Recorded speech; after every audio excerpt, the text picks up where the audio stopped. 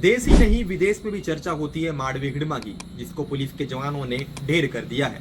Police के जवानों ने मौत के घाट उतार दिया है। जिस नक्सली की चर्चा देश ही नहीं विदेश में भी होती है, उसके गांव में उसकी मां को ये खबर जैसे ही सुनाई दी, उसके बाद मां का हाल बेहाल हो चुका है।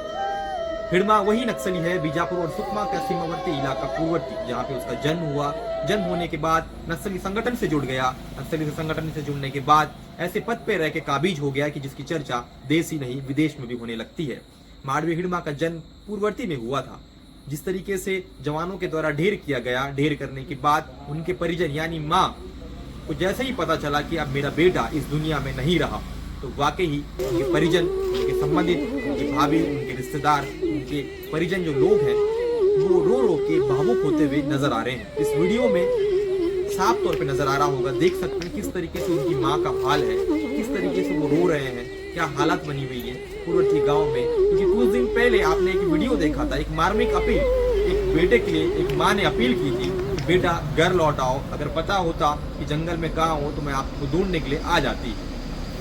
किसानी करके जी लेंगे, मजदूरी करके जी लेंगे, ऐसा उन्होंने अपील किया था। छत्तीसगढ़ के गृह मंत्री विजय शर्मा पूर्ववर्ती पहुंचे थे। अपील करने के बाद भी बेटे ने इस अपील को नकारा और ना ही उसने पुनर्वास नीति के तहत सरेंडर किया, ना ही वो घर वापस आया। जिसके बाद एक ऑपरेशन चलाई गई। उस ऑपरेशन की अगर बात की जाए, आंध्र प्रदेश और सुकमा का सीमावर्ती इलाके में इस ऑपरेशन को अंजाम दिया गया, जिसमें ग्रेहाउंड्स के जवानों ने मांडवी हिड़मा को मार डाला। मांडवी हिड़मा का इनकाउंटर हो गया, मांडवी हिड़मा को मुठभेड़ में मारा गया। जो खबर है बाहर निकल के आई, खबर बाहर निकल के आने के बाद हम पूर्ववर्ती पहुंचे और पूर्ववर्ती में हाल देखने की कोशिश की, तो उसकी माँ का हाल रो रो के बेहाल है। परिजन भावुक हो चुके हैं, क्षण बेहद गंभीर है, स्थितियां बेहद खराब नजर आ रही है। क्योंकि घर परिवार में अगर माँ से बेटा का साया उत्पन्न उठ जाता है तो क्या स्थितियां देखने को मिलती है, आप समझ सकते हैं। इसका अंतिम संस्कार पूर्ववर्ती गाँव में होना है। विज्ञान बस्तर के लिए इतना ही। अगर आपको रिपोर्ट मेरी पसंद आती है तो आप विज्ञान बस्तर को सब्सक्राइब कर सकते हैं, लाइक कर सकते हैं, शेयर कर सकते हैं।